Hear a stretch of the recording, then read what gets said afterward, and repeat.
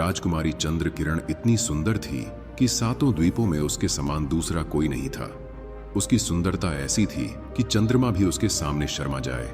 नयन नक्श ऐसे थे कि हिरनी भी उसके सामने पानी भरे। राजकुमारी चंद्र किरण जब चलती तो उसकी मदमस्त चाल देखकर नागिन को भी अपनी चाल व्यर्थ लगती। उसके चेहरे की लालिमा के सामने पुष्प भी लज्जित हो जाते। नंदनगर पर वीरसेन नामक राजा राज्य करता था। राजा का सुंदर नाम का एक बेटा था। सुंदर बड़ा रूपवान, बलशाली और बुद्धिमान था। एक दिन नंदनगर में एक सौदागर आया। पुराने जमाने में राजा महाराजाओं को खुश करने के लिए सौदागर एक से बढ़कर एक अद्भुत, अद्वितीय और निराली वस्तुएं लेकर आते थे। सौदागर को आया देख राजकुमार सुंदर ने पूछा, बताओ सौदागर, अब की बार क्या नया लाए हो? सौदागर ने कहा, जी प्रभु, और राजकुमार सुंदर को एक चित्र दिखाया। वह चित्र विश्व सुंदरी राजकुमारी चंद्र किरण का था। जब राजकुमार ने उसे देखा तो देखता ही रह गया। इतनी सुंदर स्त्री उसने अपने जीवन में तो क्या, अपने सपनों में भी नहीं देखी थी। राजकुमारी के नयन नक्श देखकर राजकुमार अपनी सुध-बुध खो बैठा। ध्यान टूटा तो उसने सौदागर से पूछा, कौन है यह सुंदरी?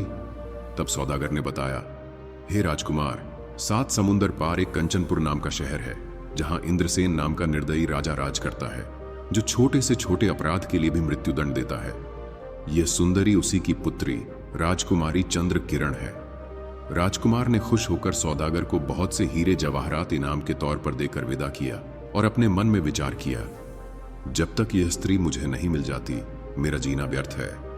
अगर वह है तो सब कुछ है, और वह नहीं तो कुछ भी नहीं, चाहे मुझे इसके लिए कुछ भी करना पड़े। पर अब तो बस राजकुमारी चंद्र किरण को हासिल करना ही मेरे जीवन का इकलौता मकसद है। उसने तुरंत राजसी वस्त्र त्याग दी और भगवाबाना धारण कर लिया और एक साधु का भेष बनाकर जंगल की ओर चल दिया। जब राजकुमार के जंगल में जाने का समाचार राजा को मिला तो वह राजकुमार के पास आया और बोला, बेटा, ऐसा क्या दुख हो गया तुझे जो तू राजसी जीवन छोड़कर एक फकीर बनने चला? हमारे बुढ़ापे का सहारा और होने वाला राजा है तू, फिर यह कदम क्यों उठा रहा है? अपने पिता की बात सुनकर राजकुमार बोला, पिताजी, आपसे हाथ जोड़कर विनती है, मेरी बात ध्यान से सुनिए।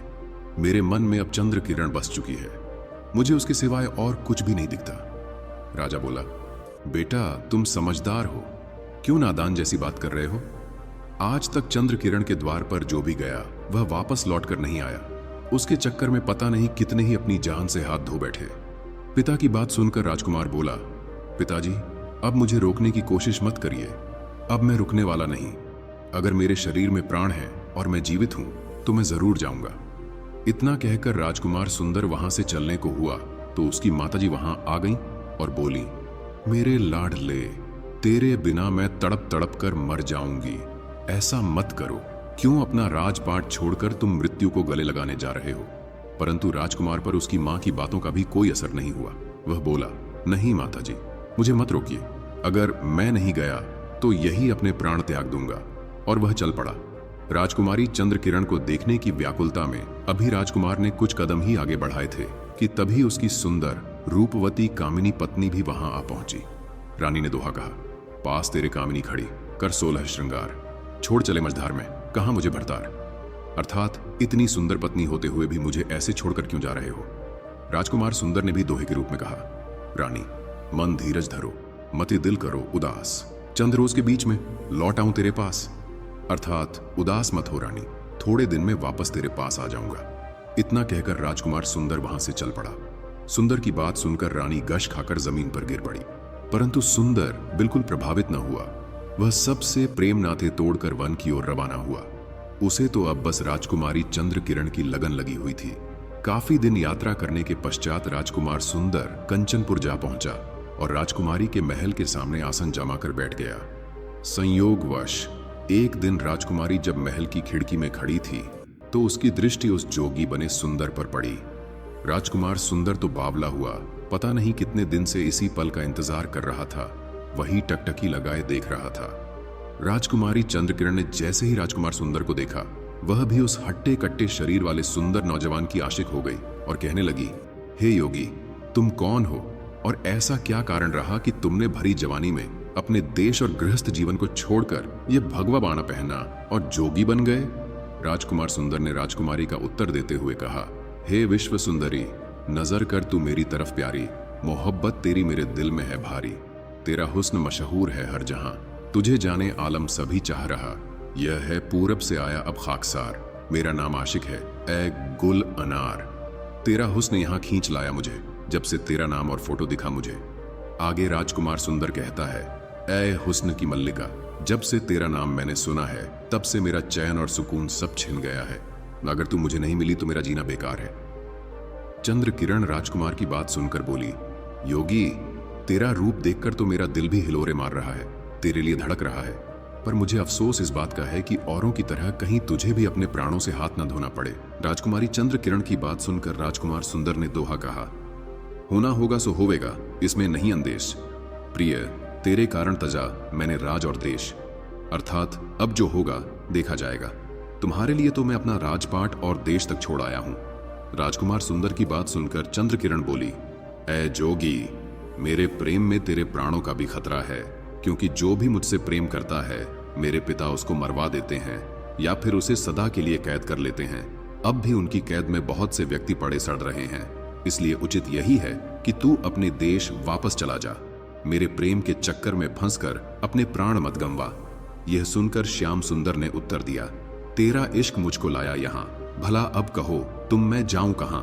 यह डर अपने दिल में लाता नहीं, बिना लिए तुझको मैं जाता नहीं। दोहा कहकर श्याम सुंदर बोला, हे राजकुमारी, मेरी परेशानी को थोड़ा ध्यान से देखो। तुम्हारे प्यार की खातिर मैं मुश्किलों से लड़ते हुए बर्बाद हालत में तुम्हारे पास पहुंचा हूं। यह सुनकर चंद्र किरण ने खिड़की से एक रस्सी डाली, जिस पर चढ़कर खुश होता हुआ राजकुमार सुंदर राजकुमारी के महल में प्रवेश कर गया। उसे अपनी किस्मत पर नाज हो रहा था। राजकुमार के ऊपर आते ही चंद्र किरण ने उसके गले में बाहें डालकर कहा, ऐ हसीन नौजवान, तुझसे पहले भी पता नहीं कितने ही मेरे आशिक आए और मेरे पिता के दंड की भेंट चढ़ गए, कितने ही मौत के घाट उतार दिए गए, कितने ही जेलों में बंद पड़े हैं, पर पता नहीं क्यों न कभी किसी के लिए मेरे अंदर के जज्बात जागे और न ही उनकी सजा पर मेरा हृदय पसीजा।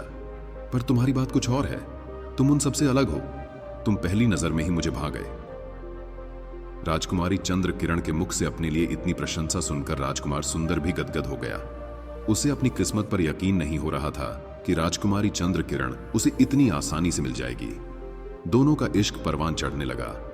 अब तो राजकुमार सुंदर हर रात राजकुमारी चंद्र किरण के पास आता और सुबह होने के करीब रस्सी के सहारे उतरकर चुपचाप दबे पांव महल से चला जाता।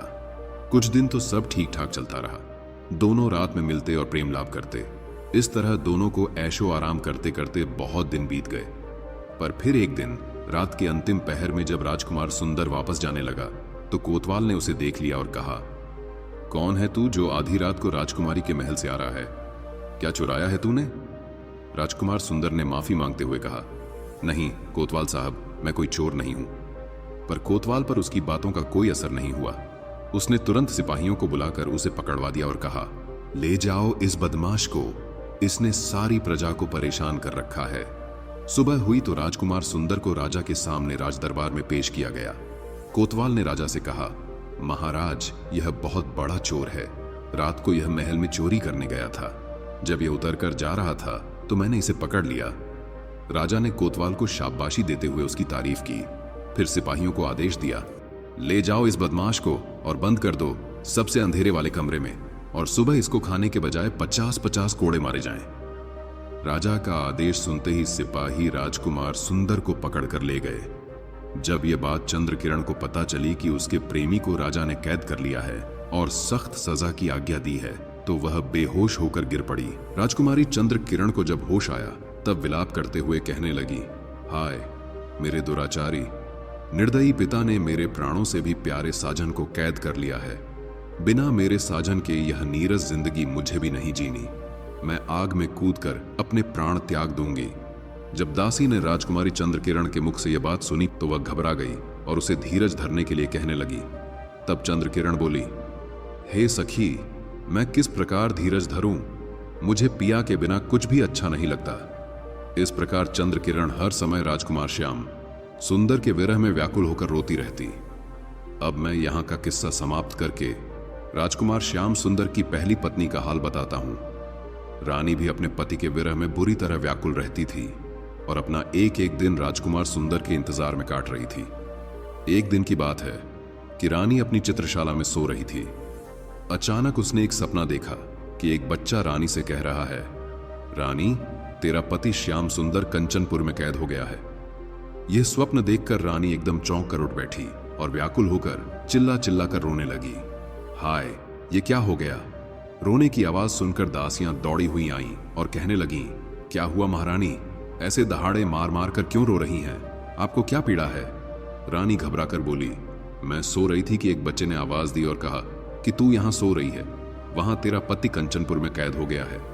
ऐ दासी, वह जल्दी आने का वचन देकर गए थे, मगर अभी तक नहीं लौटे। ऐसा प्रतीत होता है कि वह अवश्य ही किसी विपत्ति में पड़ गए हैं और गिरफ्तार हो गए हैं। वह कंचनपुर के राजा की कैद में बड़ा मुश्किल समय काट रहे हैं। अब मुझे ही कुछ करना होगा अपने पति की सहायता के लिए। मैं जोगिन बनकर खुद कंचनपुर जाऊंगी। रानी की यह बात सुनकर उसकी दासी बोली, महारानी, आप दिन रात रो रो कर क्यों स्वयं को नष्ट कर रही हैं? आपने बस एक बुरा सपना देखा है। आपके पति कुशल पूर्वक हैं और जल्दी ही वे सही सलामत आपके पास लौट आएंगे। रानी बोली, नहीं दासी, वह सपना बिल्कुल सत्य है। मेरा दिल कह रहा है कि मैं अपने पति परमेश्वर को तलाश करने अवश्य जाऊंगी। मेरे पीछे से मां पिताजी का अच्छे से ख्याल रखना। इतना कह रानी कंचनपुर जाने की तैयारी में लग गई। रानी ने अपने शाही वस्त्र उतार दिए। शाही वस्त्रों के साथ सारा श्रृंगार और जेवर भी उतारकर भगवा वस्त्र पहन लिए और जोगिन के भेष में आ गई। फिर हाथ में वीणा लेकर वह जंगल की ओर चल पड़ी। अपने पति की तलाश में निकली रानी बहुत दिनों तक शहरों और जंगलों की खाक छानती छानती कंचनपुर जा पहुंची। वहां जाकर उसने लोगों से अपने पति का हाल पता किया तो लोगों ने बताया कि उसे तो राजा ने चोरी करने के अपराध में कैद कर लिया है। यह सुनकर रानी बहुत घबराई और सोचने लगी कि अब क्या उपाय करना चाहिए जिससे प्राणनाथ को स्वतंत्र कराया जा सके। कुछ सोच विचार कर जब रानी ने वहां के लोगों से राजा के बारे में पूछा कि राजा को किस चीज का शौक है, तब लोगों ने बताया कि राजा को संगीत सुनने का बहुत शौक है। यह सुनकर रानी के मन को धीरज बंधा, क्योंकि गायन विद्या में वह निपुण थी। अब रानी ने शहर के प्रमुख स्थानों पर जाकर गाना प्रारंभ कर दिया। थोड़े दिनों में ही वह प्रसिद्ध हो गई। एक दिन शाम के समय वह किसी उद्यान में खड़ी वीणा हाथ में लिए रागिनी अलापने लगी। वहां मौजूद भीड़ ने जोगिन बनी रानी की खूब तारीफ की। जोगिन जहां भी जाती उसकी मधुर वाणी और सुंदर शायरी से लोगों की भीड़ जमा हो जाती। लोग उसकी गायन विद्या की तारीफ करते नहीं थकते। उड़ते उड़ते जोगिन की प्रशंसा राजा के कानों तक भी जा पहुंची। राजा ने उसी समय चौपारण दी कि नगर के उद्यान में जो जोगिन ठहरी हुई है उसे सम्मान पूर्वक हमारी सभा में ले आओ। चौपार तुरंत जोगिन बनी रानी के पास जा पहुंचा और हाथ जोड़कर कहा, ऐ जोगिन, राजा जी ने आपको याद किया है, कृपया मेरे साथ राज दरबार चलिए। रानी बोली, ऐ चौपार, हमें राजा के दरबार से क्या काम? हम तो मन के मौजी हैं। जहां इच्छा होती है वहीं जमावड़ा डाल लेते हैं। जिस स्थान पर हम आसन जमाकर बैठ जाते हैं हमें तो वही स्थान राज दरबार प्रतीत होता है। जोगिन की बात सुनकर चौपार बोला, जोगिन जी, आपको तो ऐसा ज्ञान प्राप्त है कि लाखों राजा महाराजा आपकी सेवा में खड़े रहें, लेकिन फिर भी यह आपका धर्म है कि जो व्यक्ति आपसे हरिगुण सुनना चाहे उसे सुना दो। रानी तो चाहती ही यही थी, यही तो शुरू से उसकी योजना थी। सो जोगिन चलने को तैयार हो गई। जब रानी चौपार के साथ राजा के महल में गई तो उसे देखकर सब लोग सम्मान में खड़े हो गए। तब राजा ने हाथ जोड़कर कहा, ऐ जोगिन, तुम कौन हो और कहां से आई हो? तब जोगिन बोली, हम पर्वतों और रत्नों की भूमि में रहकर दिन रात ओम का नाम जपते हुए सादगी से भरा जीवन जीते हैं, उसी में हमें खुशी मिलती है। राजा बोला, ठीक है जोगिन, तो अपने मुख से हरि का कुछ गुणगान कीजिए, यही हम सबकी अभिलाषा है। तब जोगिन ने यह राग गाया, यह जोगती हमें भाया है, छोड़ दिया माल खजाना, हीरा मोती लुटाया है, फेंक फांक के शाल दुशाला, जग से चित्ते उठाया है, इश्क फंद में छोड़ कानन कुल माशूक बनाया है, धीरज धर्म सब छोड़ दिया जब मजा फकीरी पाया है, जंगल में अब रहता है दिल, बस्ती से घबराया है, चाक गिरे बा करके अपना आह भरना चाहा है, रतन लाल अब इश्क रैन दिन, सब ये खेल खिलाया है। जोगिन बनी रानी की यह रागिनी सुन पूरी सभा तालियों की गड़गड़ाहट से गूंज उठी। राजा भी अपना आसन छोड़ खड़ा हो गया और रानी की इस अद्भुत रागिनी को अपनी तालियों के साथ सम्मान दिया। राजा की खुशी देखकर रानी को अपना मकसद पूरा होता हुआ दिखा। जोगिन का राग सुनकर राजा खुश होकर बोला, जोगिन, तुम्हारा राग सुनकर बेहद खुशी हुई। बहुत दिनों के बाद मेरा दिल इतना प्रसन्न हुआ है। मांगो जो भी तुम मांगना चाहो, आज मेरा हृदय बहुत प्रसन्न है। तुम जो भी मांगोगी मैं अवश्य दूंगा। यह सुनकर जोगिन ने कहा, हे राजा, मेरा पति तुम्हारी बेटी चंद्र किरण के प्रेम में फंसकर यहां आया और तुमने उसे कैद कर लिया है। मैं उसे मांगती हूं तुम उसे छोड़ दो और अपनी बेटी चंद्र किरण की शादी उसके साथ कर दो। राजा वचनबद्ध हो चुका था। पुराने समय में वचन से बढ़कर कुछ नहीं होता था। अतः राजा ने जोगिन की बात मान ली। उसने सुंदर को स्वतंत्र कर दिया और अपनी बेटी चंद्र किरण की शादी उसके साथ कर दी। राजकुमारी चंद्र किरण की खुशी का कोई ठिकाना नहीं था। राजकुमार श्याम सुंदर अपनी पहली पत्नी के पैरों में गिरकर उससे माफी मांगता है और कहता है, हे रानी, मुझे नहीं पता था कि तुम मुझसे इस कदर प्रेम करती हो कि सब कुछ छोड़ छाड़ कर 7 समुंदर पार इतनी मुसीबतें झेलते हुए मुझे आजाद कराने आओगी। जब तक मेरे शरीर में सांसें हैं मैं तेरा आर्णी रहूंगा। बड़े हृदय वाली रानी राजकुमार सुंदर को माफ कर देती है और राजकुमारी चंद्र किरण को अपनी छोटी बहन के रूप में स्वीकार कर लेती है।